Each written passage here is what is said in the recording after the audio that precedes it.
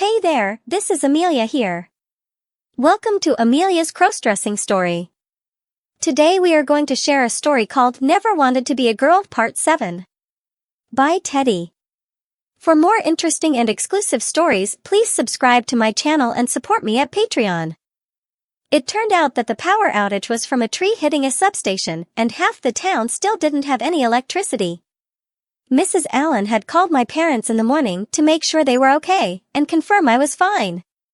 Since both Dad's and Mr. Allen's businesses were without power and would be until the evening, they were planning their get-together for later in the morning. Rick says that the roads are littered with trash and branches, so we want you two to stay put until the city has finished clearing the roads. We looked at Mrs. Allen and nodded. Rick can give you a lift to meet your friends later. Leave a note saying where you are going. She and her husband got up and headed out. You know that you are going to get hassled by the God Squad at school. Rick was looking at me and shaking his head. The God Squad were the religious holier-than-thou group that made most everyone else sick. And probably all the brainless bozos and bigots and whatever.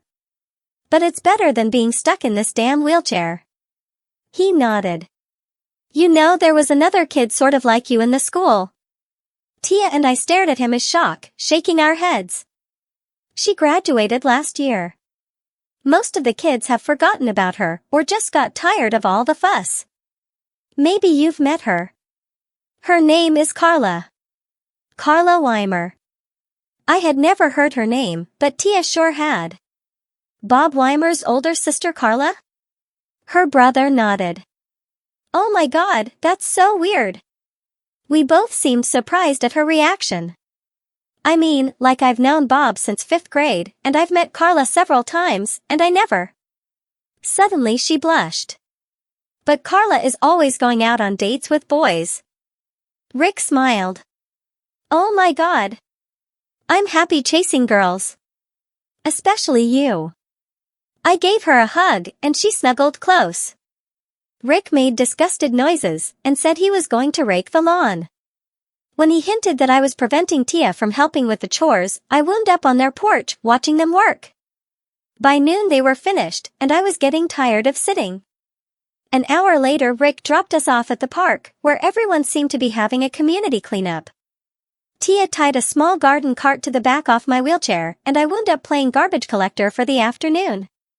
It was easy to pull, so I was only totally pooped when everyone declared the place, and themselves, finished. The pool was still closed, as the park people were still fishing leaves and bugs out by the basketful. I guess it was too close to the end of the month, but everyone decided they were too broke to go out for food, and we wound up hitching a ride back to Tia's with Erica's mom. Mom's car was in the driveway, and I almost screamed, but Tia managed to get me into my chair, saying that we'd have to face them eventually. But I was really shaking when she wheeled me inside. I was expecting a firing squad. But no one seemed angry, just upset. Have fun at the park? Tia described my trash hauling service, and everyone, even Dad, seemed amused. Sam, the four of us have been discussing you and Tia, and this weird choice of yours to switch to living as a girl. Dad was the first to begin. So far I have been told by everyone I have complained to that I should be happy you are healthy and happy and don't do drugs or get in trouble with the law. He hugged Mom. And they said I don't have to like or approve of what you are doing. Which I don't. I think it's warped and it goes against almost everything I feel is supposed to make a boy a boy. Except that you at least like girls. It is going to take a long time for me to be able to just ignore your becoming a girl, if I can ever reach that point. But I'm going to try to remember that it's you who are my child, and I hope still my son, inside. So if I yell at you, or berate what you have become, remember that it's because I love you, that what you are doing hurts me, deep inside.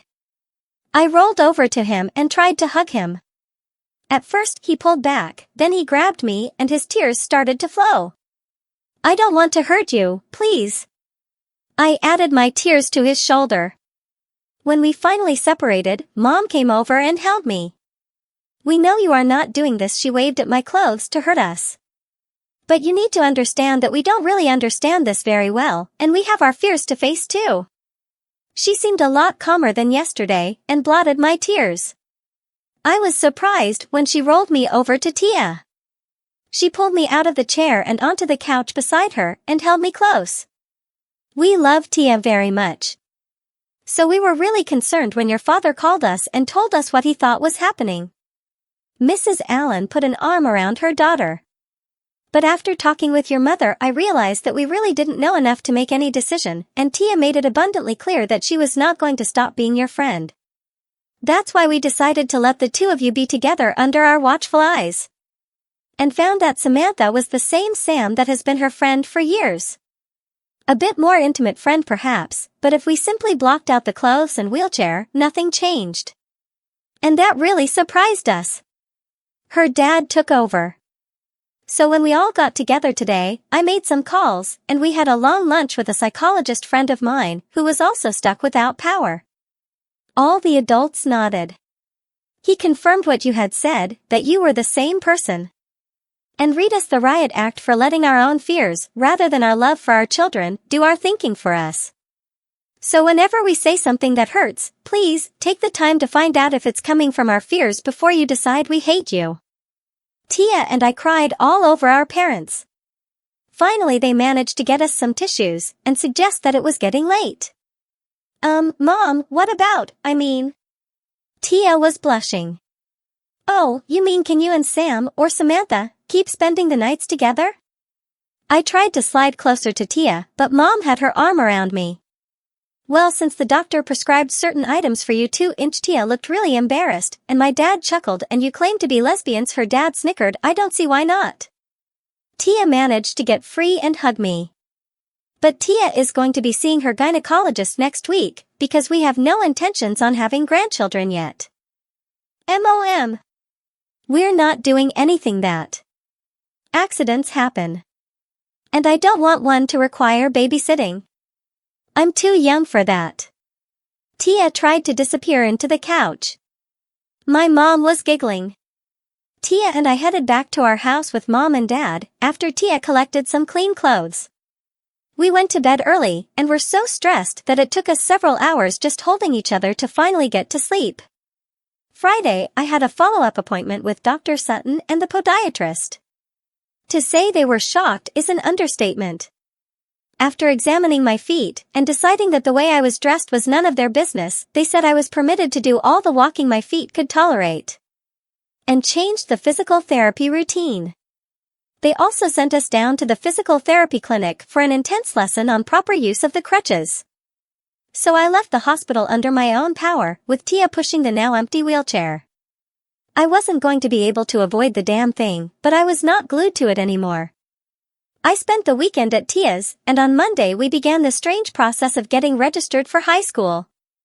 Once the battle over which school I would attend was won, by a combination of the doctor's notes and my demonstrating that I could, if needed, get out of the wheelchair and move on my own, the gender battle began.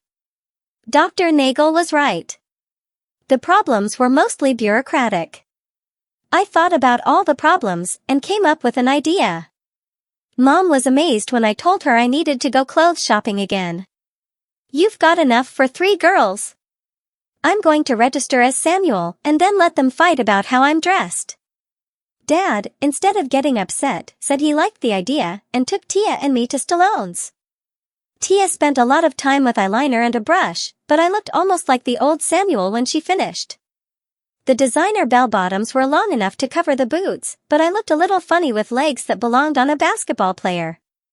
So Dad accompanied us to the school, and registration went without a hitch. Well, almost. Andy ran into us and started making nasty comments. Did you know that 6+ inch heels make great weapons?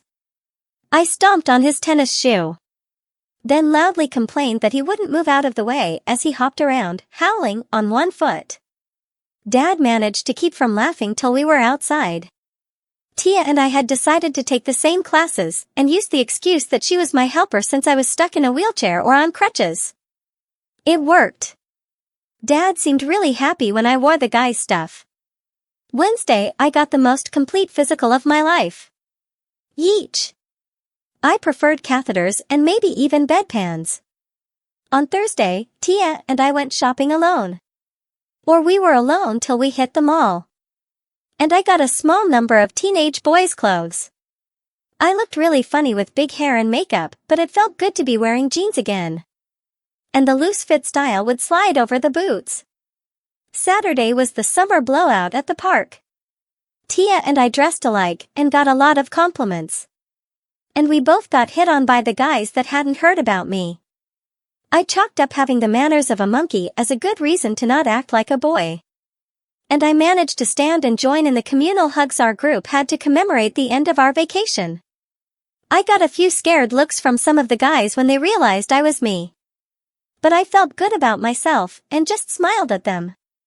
Once we were settled into the school routine and Jerry had completed the paperwork to force the school to accept me as either Samuel or Samantha, I discovered that when I wore boys' clothes, people still treated me like a girl.